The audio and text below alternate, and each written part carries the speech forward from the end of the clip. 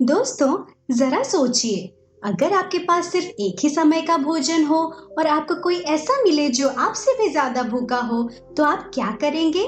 ये कहानी एक ऐसे ही लड़के की है जिसने भूख और करुणा के बीच एक अद्भुत चुनाव किया। अगर आपको हमारी कहानियाँ पसंद आती है, तो वीडियो को लाइक करें, कमेंट करें और हमारे चैनल को सब्सक्राइब करना ना भूलें। तो आइए कहानी शुरू करते हैं। बहुत समय पहले एक छोटे से गांव में एक 12 साल का लड़का गोपाल अपनी माँ के साथ रहता था। उनका घर मिट्टी का था और रोज की जिंदगी संघर्षों से भरी थी। गोपाल का पिता 1 साल पहले चल बसे थे और माँ सिलाई करके किसी तरह घर चलाती थी।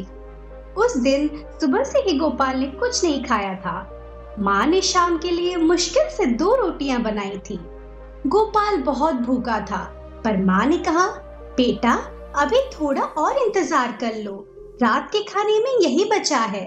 गोपाल ने सिर हिलाया और बाहर खेलने चला गया, पर उसकी किस्मत उसे एक ऐसी राह पर ले जाने वाली थी जिससे उसकी जिंदगी हमेशा के लिए बदल जाती। रास्ते में चलते चलते उसने एक पेड़ के नीचे एक बूढ़े बाबा को बैठे देखा। उनके कपड़े फटे थे और चेहरा बहुत कमजोर लग रहा था। गोपाल उनके पास गया और पूछा, बाबा, आप ठीक हैं? बूढ़े बाबा ने धीमे स्वर में कहा, बेटा, 2 दिन से कुछ नहीं खाया, शरीर में ताकत नहीं बची। गोपाल सोच में पड़ गया। उसके पास बस वही 2 रोटियां थी जो उसकी माँ ने बनाई थी। अगर वो ये बाबा को दे देता तो उसकी माँ क्या खाएगी?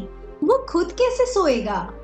पर तभी उसके मन में एक आवाज आई, मेरे पास तो खाना है, लेकिन बाबा के पास कुछ भी नहीं। क्या मैं अपनी भूख को नजरअंदाज कर सकता हूँ, जबकि मेरे सामने कोई मुझसे भी ज्यादा जरूरतमंद है? उसने बिना कुछ सोचे अपनी जेब से वो रोटियां निकाली और बाबा के हाथों में रख दी। बूढ़े बाबा की आंखों में आंसू आ गए। उन्होंने कांपते हाथों से रोटियां ली और कहा, बेटा, भगवान तुझे बहुत खुशियां देगा। गोपाल मुस्कुराया और वापस घर चला गया। रात हुई, गोपाल घर पहुंचा। उसकी माँ ने पूछा, बेटा, खाना खा लिया? गोपाल ने धीरे से सिर हिला दिया। माँ समझ गई कि कुछ हुआ है। जब गोपाल ने पूरी बात बताई तो माँ की आंखों में गर्व के आंसू थे। बेटा, भूख तो मिट जाती है, लेकिन जो संतोष किसी की मदद करने में मिलता है, वो जीवन भर रहता है। अचानक दरवाजे पर किसी ने दस्तक दी। माँ ने दरवाजा खोला तो सामने गांव के एक बड़े जमींदार खड़े थे। उन्होंने माँ को एक थैला दिया। उसमें गेहूं, चावल और कुछ पैसे थे। आज मेरे पिता गांव में घूम रहे थे और एक बच्चे ने उन्हें खाना दिया। उन्होंने कहा कि उस बच्चे की माँ बहुत भाग्यशाली है, इसीलिए मैं यह उनके लिए लाया हूँ।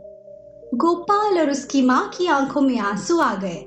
उन्होंने ऊपर देखा, जैसे भगवान का आभार जता रहे हो। तो दोस्तों, ये कहानी हमें सिखाती है कि करुणा और दया का फल हमेशा मिलता है। जब हम दूसरों की मदद करते हैं, तो जीवन हमें किसी न किसी रूप में उसका उपहार लौटाता है। अगर आपको ये कहानी पसंद आई तो इसे लाइक करें, कमेंट करें कि इस कहानी ने आपको कैसा महसूस कराया और हमारे चैनल मिसेस कथावाचक को सब्सक्राइब जरूर करें। मिलते हैं अगली कहानी में, तब तक के लिए नमस्कार।